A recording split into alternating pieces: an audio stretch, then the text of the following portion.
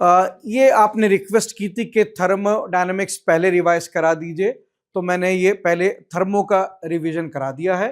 इसके अंदर थर्मो के रिवीजन के अंदर मैंने 3 चैप्टर्स को कंबाइंड फॉर्म में कवर किया है। देखो, थर्मो में 3 चैप्टर होते हैं, थर्मल प्रॉपर्टीज, उसके बाद आता है थर्मोडायनेमिक्स और एक आता है काइनेटिक थ्योरी ऑफ गैस। मैंने कंबाइंड फॉर्म में पूरी थर्मोडायनेमिक्स कवर कर दी है, ठीक है। अब अगेन मैं छोटे छोटे क्लिप में डलवा दूंगा, आप अपने कंफर्ट के हिसाब से उसको जैसा आपको ठीक लगे वैसा उसको करके देख लीजिएगा, ठीक है। Thank you. देखिए, क्वेश्चन है न्यूटन्स लॉ ऑफ कूलिंग का क्वेश्चन है। इसमें लिखा है cup of coffee cool from 90 to 80।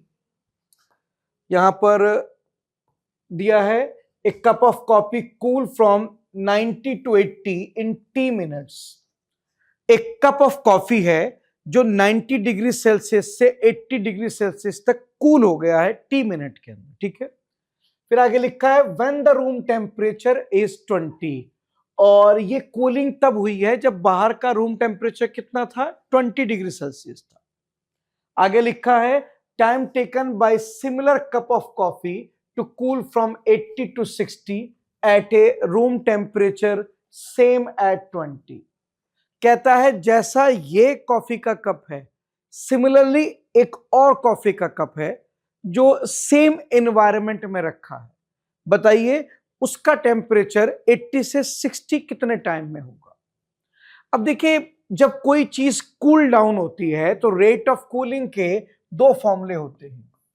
Rate of cooling का एक फॉर्मूला होता है general formula, E sigma A T की पावर 4 माइनस टी नॉट की पावर 4 अपॉन एम एस। एक तो ये होता है। और अगर बॉडी का initial temperature minus final temperature less काफी कम हो सराउंडिंग के टेम्परेचर से, तो फिर न्यूटन्स लॉ ऑफ कूलिंग का फॉर्मूला भी लग जाता है। ये वाला फॉर्मूला लग जाता है, ये वाला।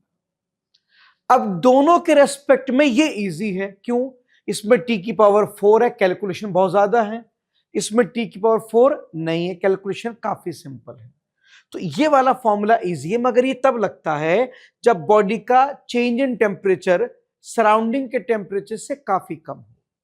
अब अगर आप देखें बॉडी के टेम्परेचर में चेंज आया है 90 to 80, तो T I minus T F कितना आ गया, 90 माइनस 80। चेक करो क्या वो मच मच लेस है सराउंडिंग के टेम्परेचर से। सराउंडिंग का टेम्परेचर है 20, केल्विन में कन्वर्ट कर लेना। अब आप कहेंगे सर इधर तो आपने नहीं किया। बेटा ये है change in temperature. Change in temperature जितना सेल्सियस में होता है उतना ही केल्विन में। इसे केल्विन में कन्वर्ट करने की कोई जरूरत नहीं, मगर यह है temperature. Temperature has to be in kelvin. हमारे जितने फॉर्मूले हैं उसमें टी हमेशा केल्विन में होता है। देखो वैसे तो हमारे फॉर्मूलों में टी भी केल्विन में होता है और डेल्टा टी भी केल्विन में है, मगर डेल्टा टी में क्या है, डेल्टा टी जितना केल्विन में आता है उतना ही सेल्सियस में। तो अगर हम डेल्टा टी को सेल्सियस में ले भी लें तो फर्क नहीं पड़ता, इसलिए मैंने इसे कन्वर्ट करना जरूरी नहीं समझा। ये आ गया 10, मच मच लेस किससे आ गया 293। देखना कंडीशन ओके है क्या, ये 10 इससे काफी कम है? हाँ बहुत कम है, तो फिर ठीक है, फिर तो हम ये न्यूटन्स लॉ ऑफ कूलिंग लगाएंगे, ये हमारे लिए ठीक रहेगा। अब रेट ऑफ कूलिंग को हम कैसे लिख सकते हैं मैं आपको बता देता हूं। वैसे तो फॉर्मूला यही है जो न्यूटन ने दिया है, मगर अगर आपको याद हो क्लास में इसको लिखने का तरीका थोड़ा अलग बताया जाता है। ऐसे लिखते हैं इसको, initial temperature minus final temperature upon time के, ये टी लेंगे हम, initial temperature plus final temperature by 2 minus T not. ये क्लास में डिस्कस होता है, ठीक है। अब इसके अंदर देखिए ये क्लास में डिस्कस किया जाता है कि इसको हम ऐसे क्यों लिखते हैं। देखिए रेट ऑफ कूलिंग का तो मतलब ही होता है change in temperature per unit time. हाँ, यहां पे टी बॉडी का टेम्परेचर होता है, और क्योंकि बॉडी का टेम्परेचर लगातार डिक्रीज हो रहा है तो हम एवरेज वैल्यू को प्रेफर करते हैं इस केस में। इस आंसर पे कोई फर्क नहीं पड़ता। तो ये क्लास में हम डिस्कस करते हैं कि हम rate of Newton's law of cooling को हम ऐसे लिख सकते हैं। ये तो मीनिंग है, रेट ऑफ कूलिंग का मतलब ही यही है, decrease in temperature per unit time.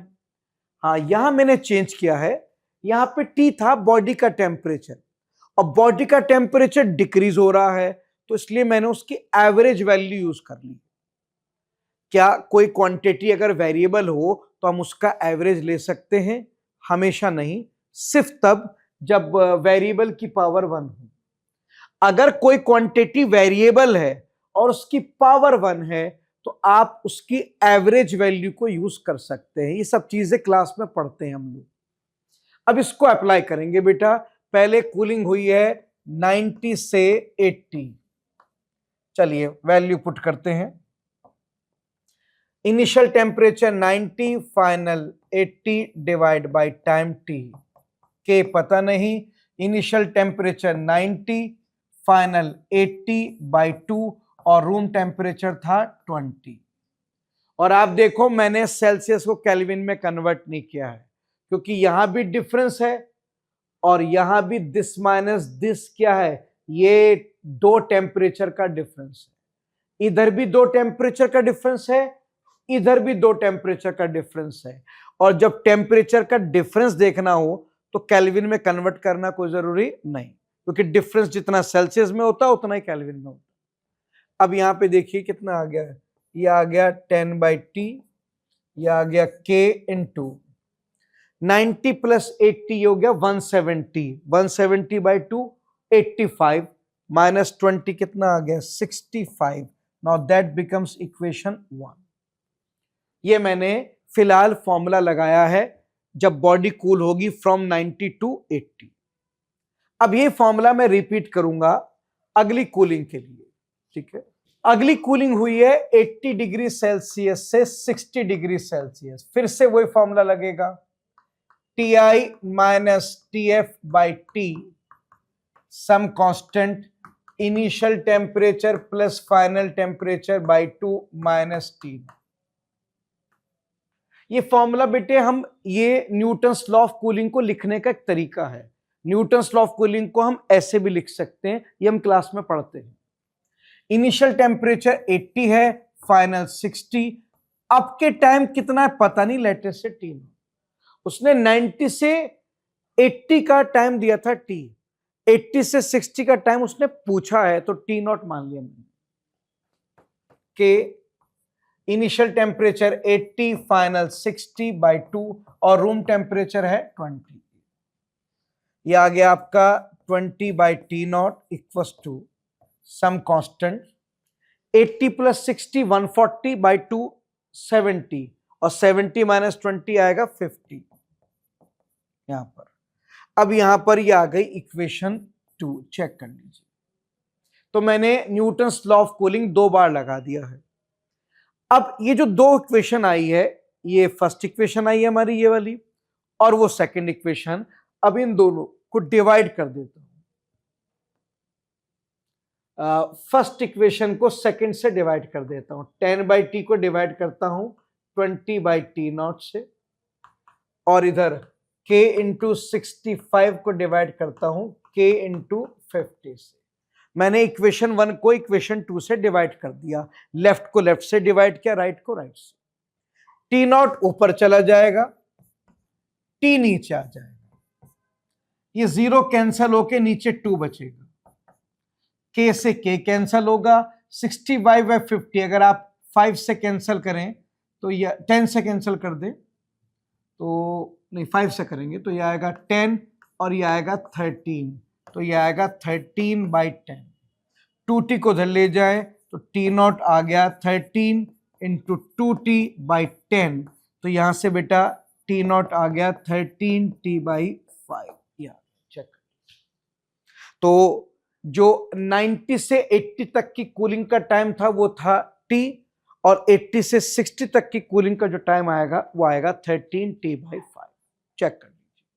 अब इससे शॉर्ट तरीका नहीं है इसे करने का, हालांकि थोड़ा सा लेंदी है, मगर अगर मैं बिल्कुल रियल कंसेप्ट से करने आ जाता तो फिर तो और टाइम लग जाता। मैंने इसमें दो सिंप्लीफिकेशन किए हैं। एक तो मैंने जनरल लॉ ऑफ कूलिंग के बजाय न्यूटन्स लॉ ऑफ कूलिंग लगाया, जो कि मैं लगा सकता हूं जब टेम्परेचर का डिफरेंस सराउंडिंग के टेम्परेचर से काफी कम हो, हम न्यूटन्स लॉ ऑफ कूलिंग लगा सकते हैं, सिंपल होता है।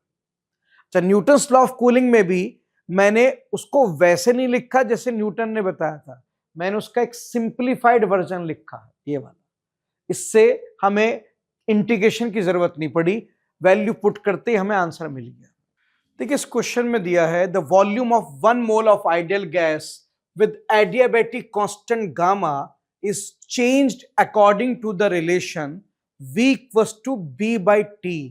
V वॉल्यूम है, T टेम्परेचर है और B जस्ट एक कांस्टेंट है। अब यहां कंफ्यूजन होता है, कुछ लोगों को लगता है क्योंकि एडियाबैटिक कांस्टेंट दिया है तो ये एक एडियाबैटिक प्रोसेस है। नहीं, अगर हम किसी क्वेश्चन में एडियाबैटिक कांस्टेंट प्रोवाइड करते हैं तो इसका ये हरगिज मतलब नहीं है कि वो एडियाबैटिक प्रोसेस होगा। एडियाबैटिक प्रोसेस है नहीं है, वो अलग से बताएगा। और वो कह रहा है कि जो वॉल्यूम चेंज हो रहा है इस रिलेशन के अकॉर्डिंग हो रहा है, और आप देख सकते हैं ये एडियाबैटिक का फॉर्मूला तो है नहीं, तो ये एडियाबैटिक प्रोसेस नहीं है। देखिए एडियाबैटिक कांस्टेंट एक कांस्टेंट है जो हम कहीं भी दे सकते हैं किसी पर्पस के लिए। जरूरी नहीं है कि वो एडियाबैटिक प्रोसेस है इसलिए हमने आपको एडियाबैटिक कांस्टेंट दिया। हम adiabatic constant as a constant भी प्रोवाइड करते हैं। तो बेटे यहां पर एडियाबैटिक कांस्टेंट जरूर दिया है, मगर ये प्रोसेस एडियाबैटिक नहीं। क्वेश्चन में साफ लिखा है गैस का जो वॉल्यूम बदलेगा वो इस रिलेशन के अकॉर्डिंग बदलेगा, और ये रिलेशन एडियाबैटिक के फॉर्मूले से मैच नहीं करता। हाँ, अब चेक करते हैं अगर एडियाबैटिक प्रोसेस नहीं है तो कौन सा प्रोसेस है। देखिए वॉल्यूम बराबर है कांस्टेंट B अपॉन T, तो T को उधर ले जाइए, VT इक्वल्स टू B। और आइडियल गैस में हम PV को nRT लिख सकते हैं, तो यहां से T को लिखा जाएगा PV अपॉन nR। अब ये T उठाकर अगर मैं यहां रख दूं तो यह आएगा PV बाई N, N1 है 1, इक्वल्स टू B। R को उधर ले जाइए, यह आ गया PV square equals to BR। B भी कांस्टेंट, R गैस कांस्टेंट है, ये पूरा दोनों टर्म कांस्टेंट है, तो इक्वेशन बन गई PV square equals to constant. Sir ये फॉर्मूला पॉलीट्रॉपिक प्रोसेस का होता है, तो ये एक पॉलीट्रॉपिक प्रोसेस है बेटा, एडियाबैटिक प्रोसेस नहीं है। क्लास में पढ़ाया जाता है कि पॉलीट्रॉपिक प्रोसेस की इक्वेशन होती है P इंटू वॉल्यूम की some power equals to constant, और जो रिलेशन उसने दिया है वो एग्जैक्ट पॉलीट्रॉपिक से मैच करता है। तो बेटे आपने जो हीट दी है वो पॉलीट्रॉपिक प्रोसेस में दी है, ना कि एडियाबैटिक। आगे पढ़ते हैं। The amount of heat absorbed by the gas in this process if temperature is increased by delta T। कहता है ये जो प्रोसेस है जिसमें आपने वॉल्यूम को चेंज किया है, बताइए इस प्रोसेस में कितनी हीट देनी पड़ेगी अगर हम टेम्परेचर को डेल्टा टी इंक्रीज करते हैं। देखिए किसी गैस को कितनी हीट देनी पड़ेगी उसके लिए हमारे पास डायरेक्ट फॉर्मूला होता है Q equals to NC delta T, जिसमें मोल कितने दिए हैं 1, मोलर हीट कैपेसिटी पता नहीं, चेंज इन टेम्परेचर कितना दिया है डेल्टा टी दिया है। अब बस इस पॉलीट्रॉपिक प्रोसेस की मोलर हीट कैपेसिटी पता लग जाए तो रख के आंसर आ जाएगा। और पॉलीट्रॉपिक प्रोसेस की मोलर हीट कैपेसिटी का फॉर्मूला होता है CV plus R divide by 1 minus N। ये फॉर्मूला हम क्लास में पढ़ते हैं पॉलीट्रॉपिक प्रोसेस का। CV नहीं दिया, गामा दिया है, तो आपको पता है CV को हम लिख सकते हैं R divide by gamma minus 1, ये CV को लिखने का एक तरीका है, plus R divide by 1 minus N। N क्या होता है, सब पॉलीट्रॉपिक प्रोसेस में जो वॉल्यूम की पावर होती है वो N होता है। पॉलीट्रॉपिक प्रोसेस हमने पीछे निकाला था, ये रहा। जब प्रेशर की पावर 1 हो तो वॉल्यूम की पावर को ही N कहते हैं, तो वॉल्यूम की पावर 2 है यहां पर, तो ये आ गया C equals to R upon gamma minus 1 minus R। 1 minus 2 minus आ जाएगा। अब गामा माइनस 1 को आर से मल्टीप्लाई कर दें तो ये आएगा minus R gamma minus 1 upon gamma minus 1। Bracket open कर दें तो ये आएगा R minus R gamma plus R divide by gamma minus 1। R plus R 2r हो गया, तो बेटे ये लिखा जाएगा R 2 minus gamma divide by gamma minus 1। ये पॉलीट्रॉपिक प्रोसेस की मोल हीट कैपेसिटी आ गई है। आप उसे यहां पुट कर देंगे तो आपको अमाउंट ऑफ हीट पता लग जाएगा। तो यहां से अमाउंट ऑफ हीट आ गया बेटे 2 minus gamma divide by gamma minus 1 into R delta T. इस पॉलीट्रॉपिक प्रोसेस में आपको इतनी हीट देने की जरूरत है। अब चेक करो ऐसा कोई ऑप्शन है हमारे पास? ये ऑप्शन सी आ गया, चेक कर लीजिए। देखिए नेक्स्ट क्वेश्चन है कार्नोट इंजन का। क्लास में पढ़ाया जाता है कि हम कार्नोट इंजन को जब चाहे एज ए रेफ्रिजरेटर भी यूज कर सकते हैं। ठीक है, क्वेश्चन में लिखा है a Carnot engine having efficiency 1/10 as heat engine is used as refrigerator. हमारे पास कार्नोट इंजन है और उसकी एफिशिएंसी 1/10 तब है जब वो as a heat engine use किया गया हो, मगर हम उसको यूज करेंगे एज ए रेफ्रिजरेटर। तो हमारे पास एक कार्नोट इंजन है जिसको अगर as a heat engine use करें तो एफिशिएंसी 1/10 आती है। अगर हम उसे ऐसे रेफ्रिजरेटर यूज करें तो एफिशिएंसी कितनी आएगी? अब देखिए मैंने क्लास में बताया था रेफ्रिजरेटर का कोफिशिएंट ऑफ परफॉर्मेंस होता है 1 माइनस हीट इंजन की एफिशिएंसी अपॉन हीट इंजन की एफिशिएंसी। इसमें ईटा हीट इंजन की एफिशिएंसी है और के रेफ्रिजरेटर का कोफिशिएंट ऑफ परफॉर्मेंस है। अगर कोई हीट कार्नोट इंजन पहले as a heat engine use हुआ है और अब आप उसे एज ए रेफ्रिजरेटर यूज करेंगे तो ये फॉर्मूला बता देगा एज ए रेफ्रिजरेटर उसका कोफिशिएंट ऑफ परफॉर्मेंस कितना है। अब efficiency as a heat engine 1/10 दे रखी है बेटा, तो यहां से कोफिशिएंट ऑफ परफॉर्मेंस आ गया 9। तो एज ए इंजन इफिशिएंसी 1/10 है, जब उसको एज ए रेफ्रिजरेटर यूज करेंगे तो उसका कोफिशिएंट ऑफ परफॉर्मेंस आएगा 9। अब आगे लिखा है if work done on system is 10 joule then amount of heat absorb from reservoir at lower temperature. अब क्योंकि आप इसे एज ए रेफ्रिजरेटर यूज कर रहे हैं तो रेफ्रिजरेटर में कोफिशिएंट ऑफ परफॉर्मेंस का एक फॉर्मूला होता है, वो होता है heat extracted from freezer upon work. ये कोफिशिएंट ऑफ परफॉर्मेंस का फॉर्मूला होता है इन रेफ्रिजरेटर। आपने देखा इस रेफ्रिजरेटर का K9 है। Heat extracted from freezer, freezer किसे कहते हैं? उस रिजर्वायर को जिसका टेम्परेचर लो, उसे फ्रीजर कहते हैं। लेट अस से फ्रीजर से जो हीट निकाली वो है Q। और वर्क क्वेश्चन में लिखा है if work on system is 10 joule, 10 इधर ले जाओ, तो आपने जो फ्रीजर से हीट निकाली है वो 90 जूल निकाली है। आपने उस रिजर्वायर से 90 जूल हीट निकाली जिसका टेम्परेचर लो है, और यही तो पूछा है amount of energy absorb from the reservoir eight lower temperature.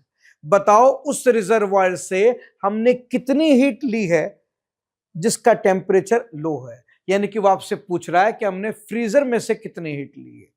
90 joule ली है, आंसर आ गया आपका, चेक कर लीजिए। नेक्स्ट क्वेश्चन कई बार रिपीट हो चुका है सेम वैल्यूज के साथ। इसमें लिखा है an engine has efficiency 1/6 when temperature of sink is reduced by 62 degree Celsius its efficiency is double. देखिए यहां पर इसने मेंशन नहीं किया, ये कार्नोट इंजन है, ठीक है, ये मेंशन करना भूल गया है, ये कार्नोट इंजन है क्योंकि कार्नोट की एफिशिएंसी ही टेम्परेचर पर डिपेंड करती है। अब आपको पता है कार्नोट इंजन की जो एफिशिएंसी है वो है 1 minus temperature of sink divide by temperature of source. An engine has efficiency of 1/6 आपके कार्नोट इंजन की एफिशिएंसी इस समय 1/6 है। टेम्परेचर ऑफ सिंक नहीं पता, टेम्परेचर ऑफ सोर्स वो भी नहीं पता, बस एफिशिएंसी पता। आगे क्या लिखा है? When temperature of sink is reduced by 62 degree Celsius then efficiency is double। कहता है अगर मैं सिंक का टेम्परेचर 62 डिग्री से कम कर दूं तो बताइए, तो उसकी वजह से जो एफिशिएंसी वो डबल हो जाएगी। 1/6 का डबल क्या होगा? 1/3, भाई 2 से मल्टीप्लाई करो 1/3 आएगा। और ये तब हुआ है जब तुमने सिंक का टेम्परेचर कितना कम किया है? 62 कम किया। अगेन मैंने 62 को केल्विन में कन्वर्ट नहीं किया क्योंकि 62 टेम्परेचर नहीं है, चेंज इन टेम्परेचर है। When temperature of sink is reduced by 62, reduced by का मतलब इतना हमने टेम्परेचर को चेंज किया है। अब 62 क्योंकि चेंज इन टेम्परेचर की वैल्यू है और चेंज जितना सेल्सियस में होता है उतना केल्विन में, तो कन्वर्ट करने की जरूरत नहीं थी। ठीक है, तो ये रिलेशन आ गया है। अब इसको ओपन कर दीजिए बेटे, ये आ जाएगा 1 minus temperature of sink divide by temperature of source. ये ब्रैकेट ओपन कर दिया मैंने, माइनस अंदर जाएगा, अगला टर्म क्या आएगा? 62 divide by temperature of source 1/3। अब नेक्स्ट पेज पे मैं कंटिन्यू करता हूं उसको। 1/3 किसके बराबर आया है? 1 minus temperature of sink divide by temperature of source plus 62 by temperature of source. अब ये जो पहला टर्म आप देख रहे हैं, ये वाला टर्म, ये इक्वेशन 1 में इसकी वैल्यू दी है। अकॉर्डिंग टू इक्वेशन 1 इस टर्म की वैल्यू 1/6 है, तो इसकी वैल्यू 1/6 पुट कर दें। 1/3 equals to 1/6 plus 62 divide by temperature of source. 1/6 इसमें 1/3 में से माइनस कर दें,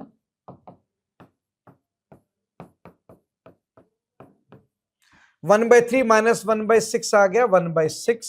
62 divide by temperature of source, temperature source को 1 से मल्टीप्लाई करें, 6 को 62 से, तो यह आएगा टेम्परेचर ऑफ सोर्स आ गया 372 केल्विन। फॉर्मूले जो आंसर देंगे वो केल्विन में देंगे। देखिए फॉर्मूलों में हर जगह टी फॉर केल्विन होता है। डेल्टा टी में क्या है? डेल्टा टी में हमें चॉइस मिल जाती है और रूल नहीं कहता, एज पर रूल फॉर्मूले में टी भी केल्विन में होता है और डेल्टा टी भी केल्विन में होता है। लेकिन डेल्टा टी में क्योंकि जितना चेंज केल्विन का होता है उतना सेल्सियस का, तो वहां पर हमें फ्रीडम मिल जाती है कि डेल्टा टी को चाहे हम केल्विन में पुट करें या सेल्सियस, आंसर सेम आए। लेकिन ये चॉइस डेल्टा टी में, टी में नहीं। T has to be in kelvin. T आया तो केल्विन में आया। हाँ, हो सकता है आपको आंसर सेल्सियस में चाहिए हो तो कन्वर्ट कर लें। अब इसी को आप कन्वर्ट कर लें, आप 273 माइनस कर दें तो यह आएगा 99 डिग्री सेल्सियस, आंसर मिल जाएगा। ये किसका टेम्परेचर आया? सोर्स का। उसने किसका पूछा? चेक करो, लिखा है टेम्परेचर ऑफ सोर्स इज, यही पूछा है। सोर्स का टेम्परेचर कितना आया? 99 डिग्री सेल्सियस। चेक कर